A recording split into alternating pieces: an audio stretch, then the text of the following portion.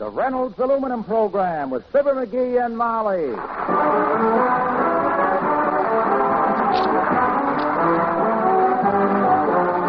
The Reynolds Metals Company, makers of Reynolds Aluminum, presents Fibber McGee and Molly transcribed with music by the King's Men and Billy Mills Orchestra.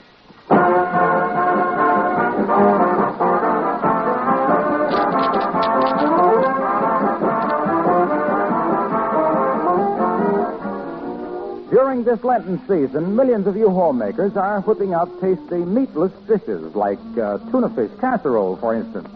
And here's where Reynolds Wrap, the original and genuine pure aluminum foil, really shines. Line your casserole so it stays clean with Reynolds Wrap.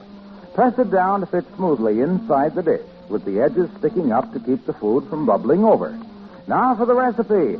Combine a can of tuna with a can of cream of mushroom soup and 1/3 cup milk. Pour into the foil-lined casserole, sprinkle the top with breadcrumbs, and bake for 20 minutes in a moderately hot oven until brown.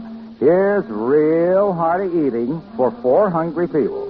And remember, Reynolds Wrap will save you scouring that casserole. And whatever's left over, you just cover by folding over the foil liner and store away.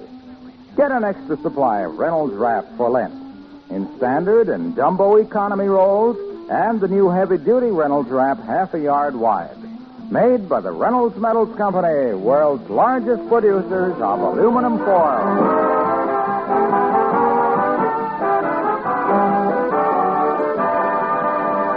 That's the McGee family car coming down 14th Street. The lady in the front seat is a Mrs. Dennison. And the lady driving the car is a Mrs. McGee of Fibber McGee and Molly.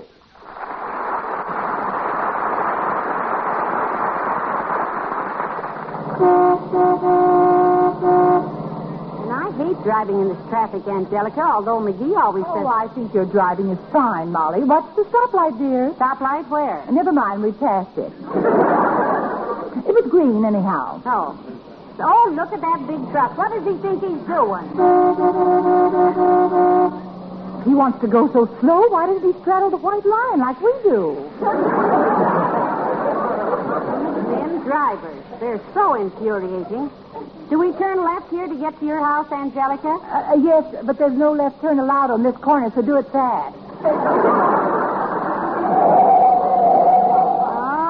I must tell McGee to get those tires oiled.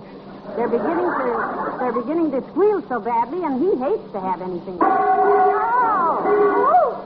Oh, what on earth was that noise? Search me. Sounded like something fell off the car. Some little part, like maybe the back seat. Maybe we better get out and look. Oh, I think we have. My. Well, heavenly days. What's that thing? Oh, my, I don't know anything about automobiles, Molly. As long as I have a good loud horn and a courtesy card from the chief of police, that's all I need. Well, I'd better take the thing home and let McGee put it back on, I guess. Well, come on. Heave ho, girl!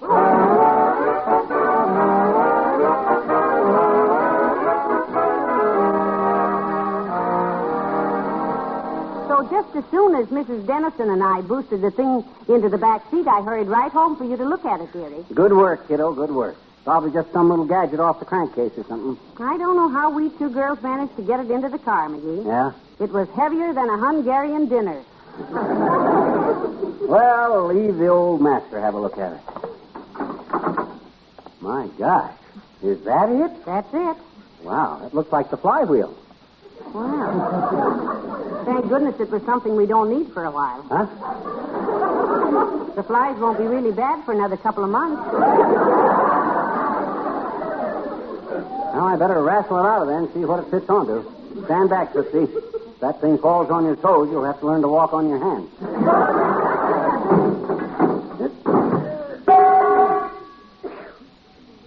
Wow, is that baby heavy? What is it?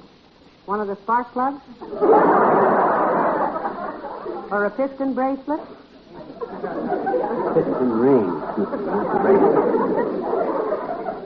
I don't know what it is yet, but I better get it put back on anyhow. All right, sweetheart. I've got to go in and call Mrs. Dennison. Call Mrs. Dennison? My gosh, you just left her 10 minutes ago. I know, but we were so busy talking, there were a lot of things I forgot to tell her. I'll be back out in just a few minutes. Okay, baby. Oh, there goes a good kid. But not much of a mechanic. She thinks a hose connection is a garter buckle. As soon as I get into my coveralls, I'll fix this Hi, thing. mister. Huh? Oh, hi, Jeannie. Hi. Hi. How's everything with you, sis? Okay? Oh, sure, mister. I bet you I know why you came over here. You want to con me into telling you a story. Okay, what kind of story you want to hear? Do you know any stories about birds for me, do you, huh? Why, you like birds? Me too. I love birds, I betcha. Mm-hmm. I think birds are the prettiest things that fly, except my cousin Charlene. Your cousin Charlene? Sure. She's a hostess on an airline. Oh. She is, eh? Sure. She's one of the... I said she is, eh? Is what? An airline hostess. Who is? Your cousin Charlene. I know it. Oh, but I do love birds, too, I betcha. Well, now, let me see. You ever hear the story about how the little cuckoo made good? It's a success story. Oh, gee. I love success stories, I betcha. Tell me, please. Okay. Well, sir, once upon a time, a bunch of birds got together in a big woods and decided to form a glee club. Oh, glee, a G club. Huh? I mean, oh, gee, a glee club. Yeah. Yes, sir, they were all there. The robins and the larks and the bluebirds and the crows. Hey, crows can't sing good, I betcha. Sis, you're old enough now to know that when any bunch of people or birds get together to sing, there's always a few crows who don't know they can't sing, and you just got to be patient with them.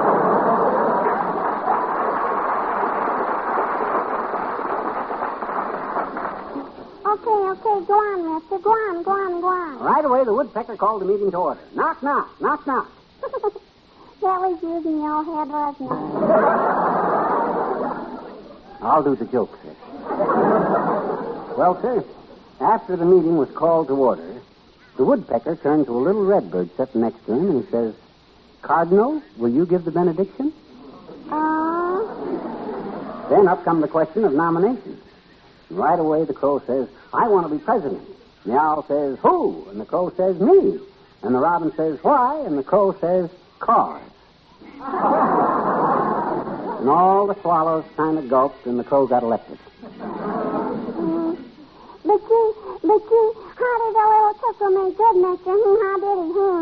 Ah, that's the crux of the whole story. Oh, goody. Go on. Okay. They were twittering around about who could be the different officers, and the little cuckoo piped up. I want to be secretary, he said. And all the other birds laughed fit to bust because little cuckoo was kind of a silly-looking little bird, and they laughed and they laughed and they laughed. Until the little cuckoo flew away into the deep woods, his little heart almost busted. If I'd have been a bird, I bet you, I'd have elected him secretary, I bet you. Well, I sure you would, sis. I would have. But these other birds didn't realize how loyal and faithful and hard-working the cuckoo could be. Well, sir, as the little cuckoo sat there in the tree weeping, the fairy godmother of the forest come along and says, now, don't cry, little bird. I'm going to make you a secretary for the whole world. And she touched him with her fairy wand. Oh, boy. But and that's why, sis, every hour of the day, you'll find the loyal, hard-working, faithful little cuckoo, secretary to the world, presenting the minutes of the last meeting.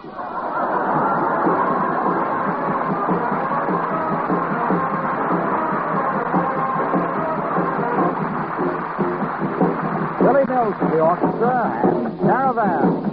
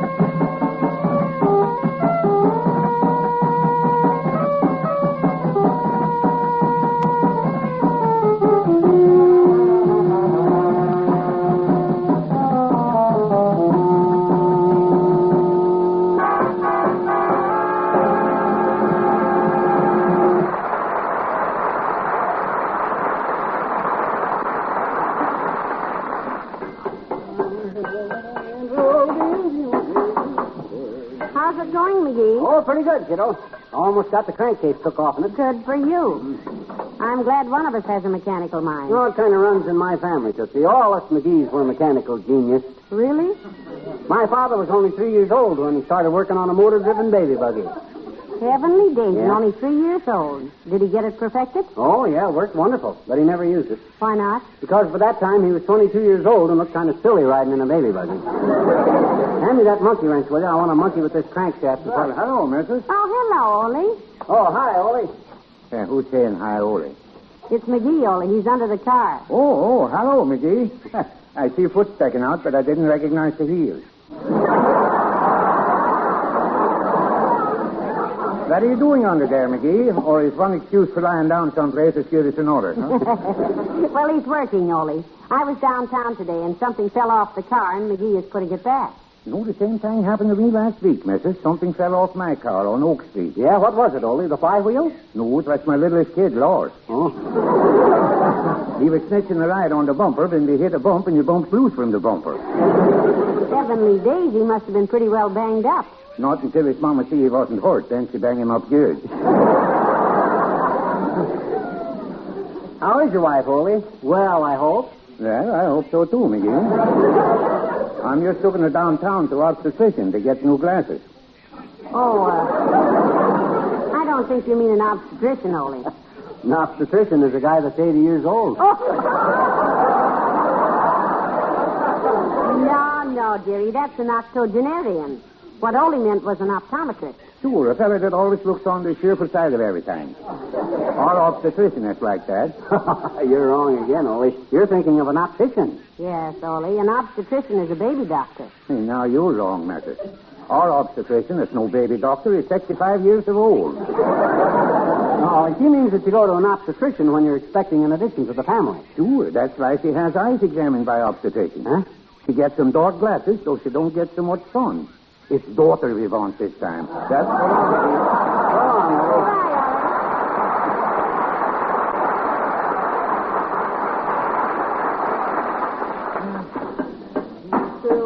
McGee, what'd you do with the big piece that fell off the car? I got it under here with me, kiddo, so I can match it up with whatever place it fell off of.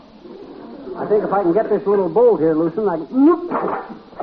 What's that? McGee, what are you doing? I'm drowning. I struck oil. It's coming down right in my face. Oh, Hand me that bunch of waste. all right. My goodness. Look at your face. I haven't seen such an oily-looking character since you introduced me to the man with the diamond stick pin who sold you the half interest in the emerald mine for $30 and took your wristwatch for security. Yeah. I sure took that slicker, didn't I? You did? Yeah, that wristwatch was only worth $19.50.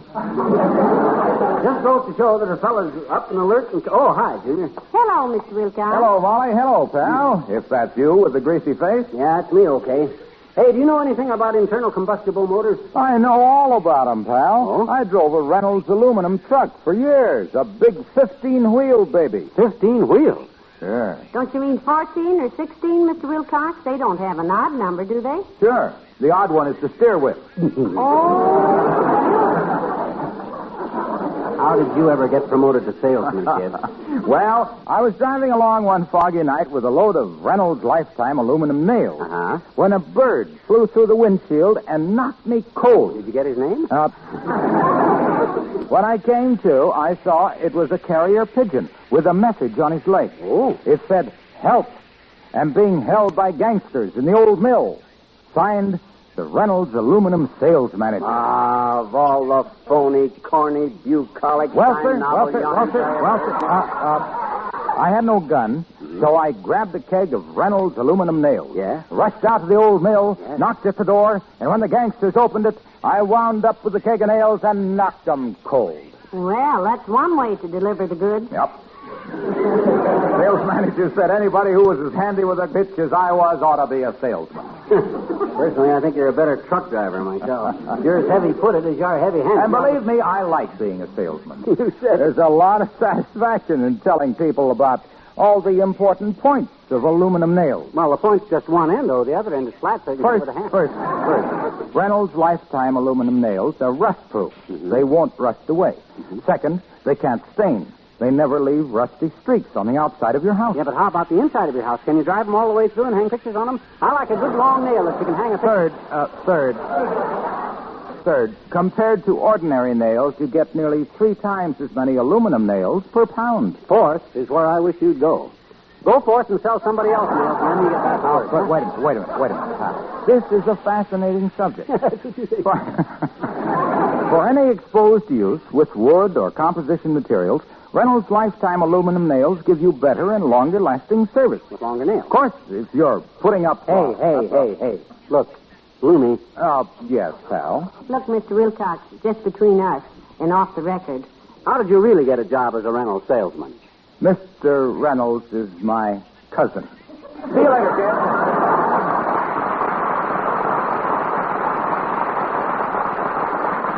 You'd better get to work, dearie. Maybe you can get that odd part back in place before dark. I think I got it figured out now, kiddo. If I can just loosen the pan on the hydrochloric drive, it'll slip the fan belt off the generator, you see. That'll give me a little more play in the differential. You haven't got time to play in the differential. You just keep on working there. By the way, what's that little windmill for in front there? That's the fan, Tootsie. What does it do? Pulls bugs into the radiator. If it wasn't for that little gadget, the whole countryside would be infested with gnats and beetles and stuff. Purifies the air. Now let me see I beg your pardon, sir. I'm working my way through college, and I'm selling subscriptions. Go away, bud. Go away. I'm busy. I'm glad to know you, Mr. Busy. Mm-hmm. And you, I presume, are Mrs. Busy? No, I'm not. Well, how do you do, Mrs. Knott? Allow me to introduce myself. I am Leavenworth P. Eaton. I'm working my way through college. Look, sir, can you come back some other time? Mr. McGee is engaged. Oh, isn't that nice? And who is Mr. McGee? I'm Mr. McGee. I thought you were busy. I am busy. When I was talking to Mrs. Knott here, she said that... Please, Mr. Eaton, I am not Mrs. Knott. She's my wife. Well, if you already have a wife, how can you be engaged? He nearly meant he was engaged in fixing this automobile. Is that clear? Quite clear, Mrs. Busy. That's right. She ain't Mrs. Busy. She's Mrs. McGee. Then who is not? Who is not what? Mrs. Knott. I was talking to her a minute ago. Now, wait a minute. Straighten this guy out, will you, Molly? Glad to. Hand me that big wrench there. No. I mean, clear things up for him. Oh, all right. Now then, Mr. He's eating. No, I'm just chewing gum, Mrs. Now then, Mr. Eaton, I am Mrs. McGee.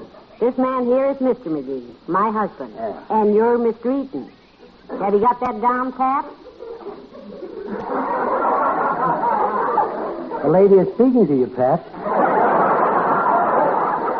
Well, doggone it, I am not Pat. I'm McGee.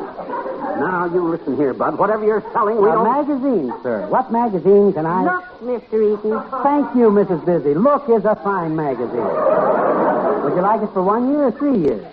You'll notice this pretty girl on the cover. Cut it out, will you? I'll be glad to, sir, if you'll hand me those shears.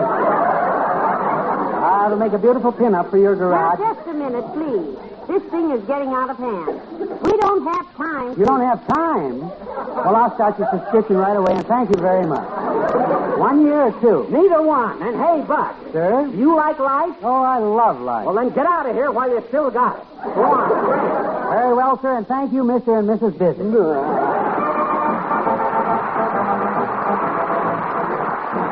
The King's Men, and it's deductible. Oh, the biggest complaint wherever we go is taxes, taxes, taxes. Nobody wants to work anymore because of all the taxes. Income taxes. This is a kind of thinking that could easily be destructible. Haven't you learned the more you make, the more there is deductible? It's deductible. It's deductible. A man can make a phone call from Jersey to the coast. It used to be expensive, but today you'll hear him boast. It's deductible. It's deductible. It used to be at 20, a man could come alive, but now you don't start living till you're over 65. Crazy world, crazy times. Love that world What's the difference if nothing right? It's irrational, but it's national. If you decide to take that ride and be a bride and groom, let it roam. Deductible. We are all interested in redemption. How do you get your maximum exemption? Dependent must be one of the following: grandfather, grandmother, nephew, niece, uncle, and aunt, mother-in-law, mother-in-law, daughter-in-law, brother-in-law, stepson, stepdaughter, stepfather, stepmother, stepbrother, stepsister. I'm telling you, mister, they're deductible. They're deductible. If you're the boss, then you can toss it off as loss or gain. Why complain? Deductible, including offspring. Have all you want. They're deductible.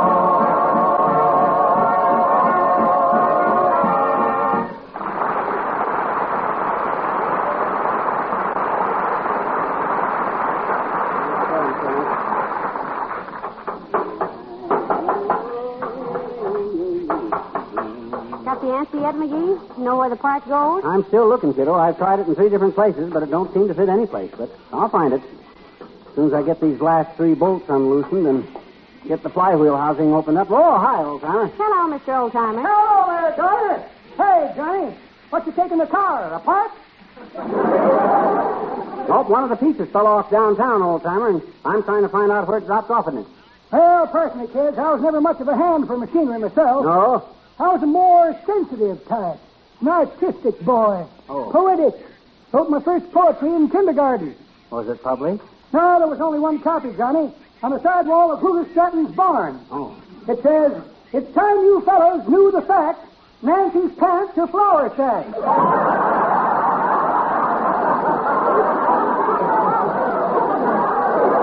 I had a postcard from her just the other day, from The Hague in Holland. She's a duchess now. Oh? Married a duke? No, married a Dutchman. Lives in Rotterdam. I thought you sent the postcard from The Hague. She did, Johnny. Too nice a girl to write Rotterdam on a postcard. Oh. Well, I got a date this afternoon, kids. I'm taking my girl Bessie to the Opera House. We got 2 good seats in the balcony. The Opera House? There's nothing playing there today. The Opera House is dark this week. Who's complaining, daughter? Well, go on, Johnny. Come on.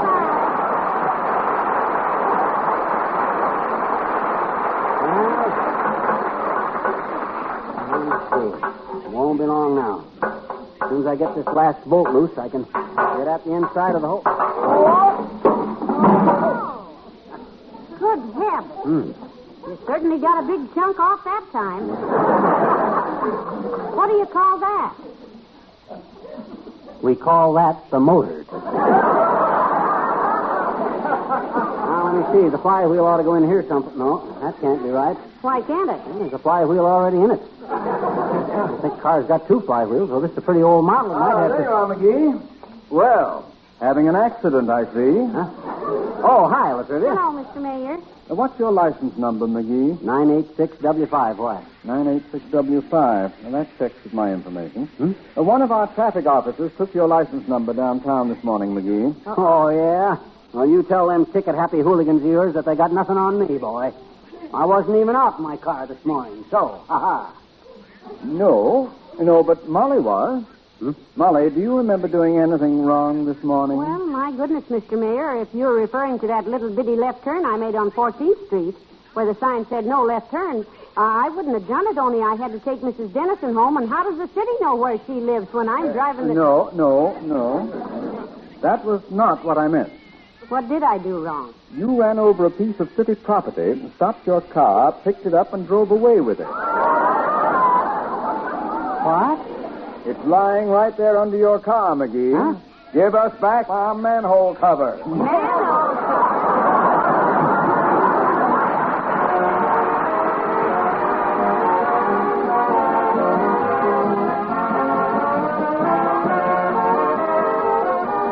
Fibber and Molly return in a moment. Here's important news for every home owner. now facing the expense of another patch and paint job. And for every home builder wise enough to cut maintenance costs at the start. It's a special aluminum siding that's finished in gleaming enamel. It looks like beautifully painted clapboard, and it will keep its beauty for years. Wash it off with the garden hose, and it looks like new, stays like new. It can't rust or stain. It's fire-resistant, rot-proof, and it reflects radiant heat. Keeps your house much cooler in summer, warmer in winter. When you see an old, weather-beaten house transformed to dazzling and lasting beauty, remember, under that beautiful color, that's aluminum. Most likely, Reynolds aluminum. For it's the Reynolds Metals Company that supplies leading manufacturers of this aluminum siding. The Reynolds Metals Company, pioneers of progress through aluminum.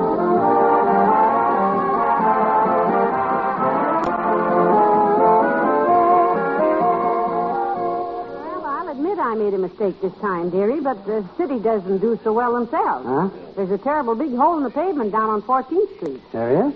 Right near where I picked up that iron thing. Is it about the size of the cover that you... Say, that's an idea. They could use that thing I brought home to cover that hole with, McGee. I think I'll call up the mayor and suggest it. No, Tootsie, no. They'll think of it. They will? Yes. Good night. Good night, all.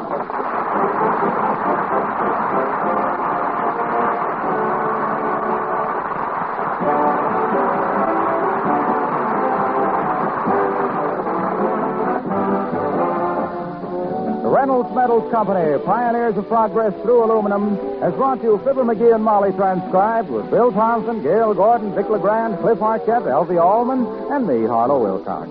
Don't forget to see Mr. Peepers, starring Wally Cox on NBC television Sunday night. Also brought to you by Reynolds Aluminum. And be sure to be with us again next Tuesday night. By the way, all of us here in Wistful Vista want to salute the 2 million Girl Scouts of the United States as they celebrate their 41st birthday week. May there be many more for this fine organization. Good night.